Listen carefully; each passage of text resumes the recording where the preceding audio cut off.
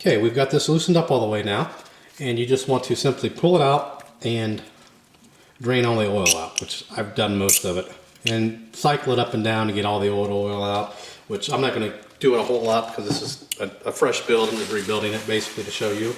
A couple things here. The O-rings that go bad are right here, which is the inside, and then the bottom, whoa, a little bit of oil on the floor there, wasn't paying attention. The bottom, you've got the same style.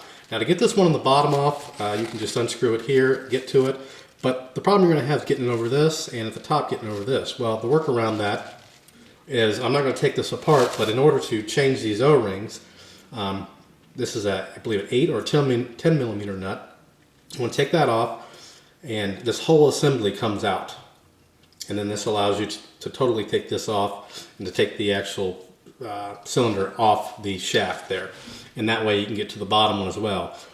Or you can also see if you can see this inside here. There is actually, this is keyed for an Allen. Let me see if I can get this to focus. There we go. It's keyed for an Allen, and you would need to hold something on the shaft, like something plastic, not a set of needle nose. You'll just score the shaft, and then you'll be done. So that would be those two O-rings. Those are the two O-rings that tend to leak on the oil. Now this O-ring down here, if you have a leaky air chamber, it could be this O-ring, could be the Schrader valve, what have you. But this, since you've already got it opened, go ahead and replace that. The O-ring kit that you buy from Cannondale, it actually includes every O-ring you'll need for an application like this. It includes every single one for the entire fork. For the Schrader valve, includes the Schrader valve, everything. It's about $20.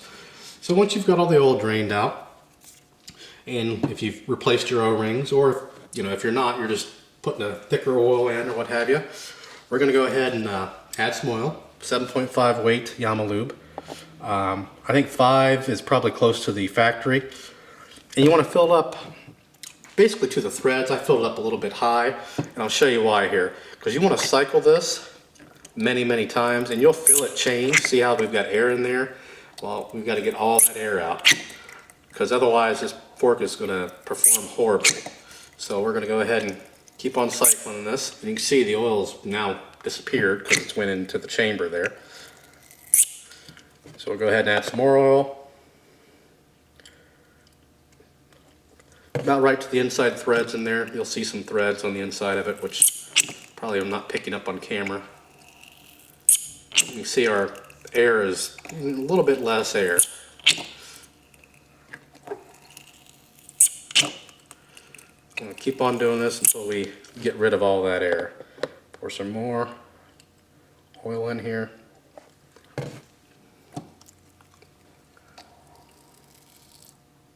See, now we're almost done here. No more of that air sucking in there. And this is very important. Again, if you don't do that, the fork is going to perform horribly.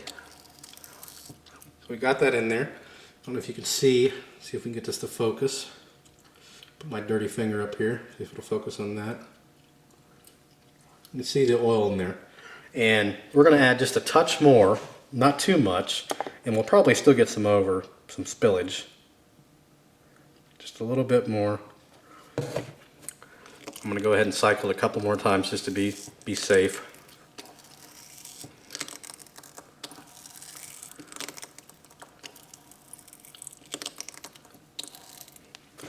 And add just a little bit more there. And now I've got probably a little bit too much in there, but then we're going to go ahead, put the cap back on, and since I have too much in there, we are going to get some spillage now, which is fine, whatever. And go ahead and tighten this up. Tighten it up by hand as far as you can, and then use your tool here. And we'll go ahead and finish tightening this up, and then when we come back, I'll show you the finished product here, and then we'll install it back in the bike, so stay tuned. Okay, we're back. This is all the way tightened up. Go ahead and clean it off real good. And then the next thing we need to do, we're actually ready to put this back in the bike. Couple things. You want to put some grease around the O-ring there. And I would recommend replacing that O-ring regardless if you use it or not, since it's so easy to get to. So we're going to put, got some grease around that. And the other thing you want to do is you want to put just a little tiny dab of Loctite, according to the instructions, on that there.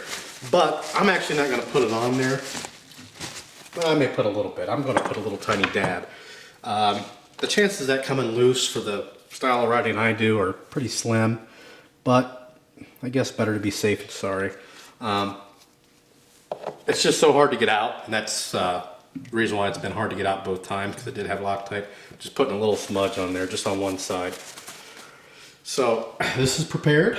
We've got the fork in the stand. We're going to move the camera, and I'll show you what to do. Stay tuned.